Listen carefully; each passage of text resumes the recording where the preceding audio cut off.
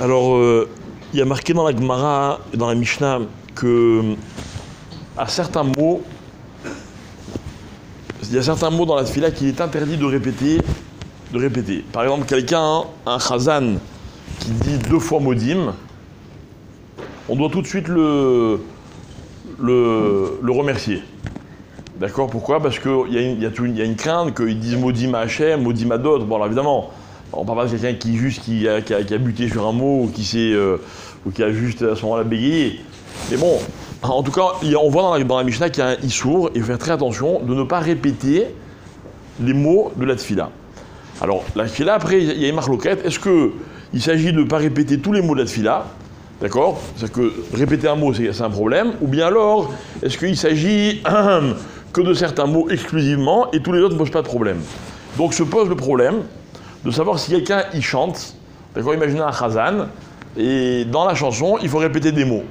Alors moi, j'ai en souvenir comme ça, le premier qui vient, c'est, il y a un air de Sim Shalom, Sim Shalom, Tova, Ouvra, on répète 2 fois. Alors, le Rav Israël avait dit que c'est assourd, il ne faut pas le faire, d'accord?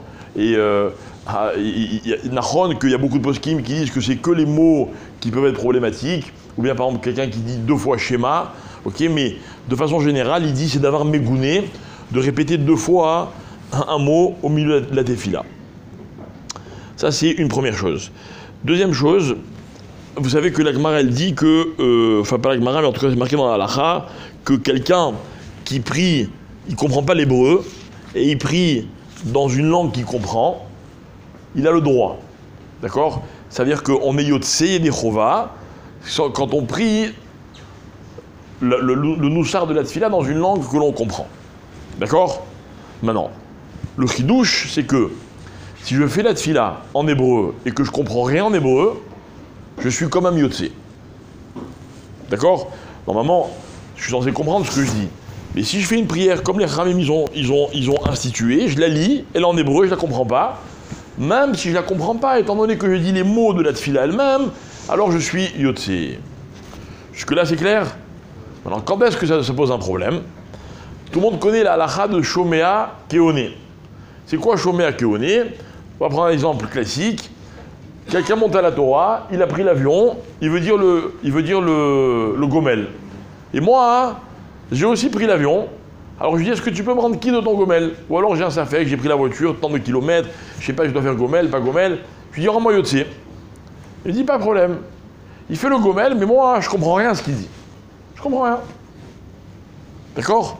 Est-ce qu'on peut être Yotse de quelqu'un qui fait une bracha alors qu'on ne comprend pas ce que l'on dit? Alors en fait, on voit une différence, c'est que quelqu'un qui dit une tefila ou une bracha qui ne comprend pas, il est Yotse, c'est Vadaï. N'est-ce pas? Mais quelqu'un qui entend de la part de quelqu'un d'autre une bracha, si lui il la comprend pas, on ne peut pas dire Shomea Keoné. Pourquoi? Hein? Et alors? Donc c'est-à-dire que quand on ne la récite pas, c'est quoi qui devient primordial? Hein? Hein? Ce qui devient primordial, c'est la kavana. Mais si je ne peux pas avoir une kavana pour quelque chose que je ne comprends pas. Si vous savez que c'est un gomel. Réfléchissez. Concrètement, ça ne veut rien dire. Ça veut dire que si vous faites une bracha, vous ne la comprenez pas, vous avez fait la bracha, on est d'accord? Ok, très bien. Maintenant, moi, je fais une bracha et je vous dis, je te rends quitte. Mais le gars, il ne comprend rien. C'est pas une bracha, c'est rien. Il n'y a aucune kavana. Sur quoi elle repose la kavana?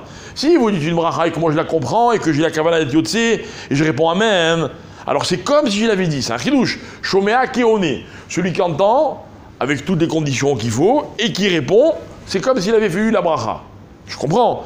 Mais celui qui répond Amen, à une bracha qui ne comprend pas, comment voulez-vous qu'il soit Yotse? Sa kavana, elle vaut rien.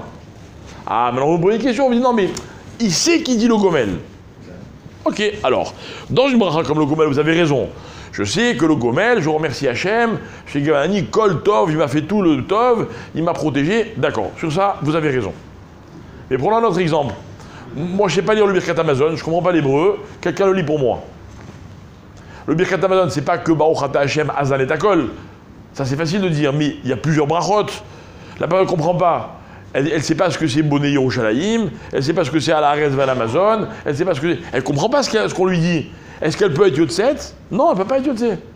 Donc ça veut dire comme ça, concrètement, moi, je ne comprends pas l'hébreu. J'arrive à la synagogue, je ne sais pas lire l'hébreu. Et on me dit, t'inquiète pas, le Chazan, il va faire la Chazara, tu réponds Amen, t'es Yotse. Je ne suis pas Yotse. Si je comprends ce que le Chazan il dit, je peux être Yotse, je peux m'acquitter grâce au Chazan. Si je ne comprends pas, hein, je ne peux pas m'acquitter grâce au Chazan. Maintenant, si moi je fais la tfila, même si je ne la comprends pas, étant donné que je l'ai exprimée, je suis Yotse. Voilà la différence qu'il y a entre dire et entendre en étant acquitté. Est-ce que je comprends ou je ne comprends pas ce que je dis? Si on va dans une synagogue thémanie, par exemple, oui. Et on fait le chapelet. Eh bien c'est pareil. Et il fait les brachot, on ne comprend rien, et on dit Amen, etc. Vous voulez être Yotse ou vous voulez pas être Yotse? Par Chazan, oui. Yotse de quoi? Comme quoi, Vous avez fait la mida à voix basse? moi je le fais pas. Voilà, bon, de toute façon vous êtes Yotse. Donc le problème il se pose pas. Le problème c'est si vous voulez être Yotse de sa mida à lui. Et que vous ne comprenez pas ce qu'il dit, alors là oui. Mais si vous suivez avec un sido et que vous arrivez quand même à comprendre son accent, il n'y a pas de problème non plus. Vous comprenez? Donc c'est pas. Qu'est-ce qui se passe pour celui qui fait la bracha qui ne comprend rien, celui qui sait qui comprend? Il a fait. Eh ben ça peut marcher. Pourquoi? Non mais il a raison, très bonne question. Que celui qui fait la bracha. Alors maintenant, celui qui fait la bracha. Alors. Comment il peut acquitter quelqu'un qui ne comprend même pas lui? Non, parce qu'il sait ce qu'il fait. Il sait ce qu'il fait. On prend l'exemple du gomel. Il comprend pas le gomel, mais il sait ce que c'est le gomel. Donc lui, il devient Yotse. Donc étant donné que lui devient Yotse, alors il peut me rendre Yotse. Maintenant, si, tu as raison, il comprend, il sait même pas ce qu'il dit. On le fait faire Birkat Amazon, il croit qu'il est en train de prier pour je sais pas moi, la réfoua de quelqu'un. Bon, dans Birkat Amazon, il y a aussi réfoua. Mais il y a quelque chose qui n'a rien à voir. Ok? Alors là, ça sert à rien ce qu'il fait. Mais s'il comprend, alors il dit, s'il comprend le Ikar Advarim, voilà, il sait ce qu'il fait, même s'il ne comprend pas tous les mots, du moment qu'il a dit les Yotse, donc il peut être motivé quelqu'un d'autre. D'accord? Maintenant, voilà. Bon, après, il y a un problème de prononciation, mais ça, on verra une autre fois. Ok, alors, l'entrée de Shabbat aujourd'hui, si je veux, c'est 18h51. Et donc, on fera Mincha à 19h10. Mincha Besheva Vaasa.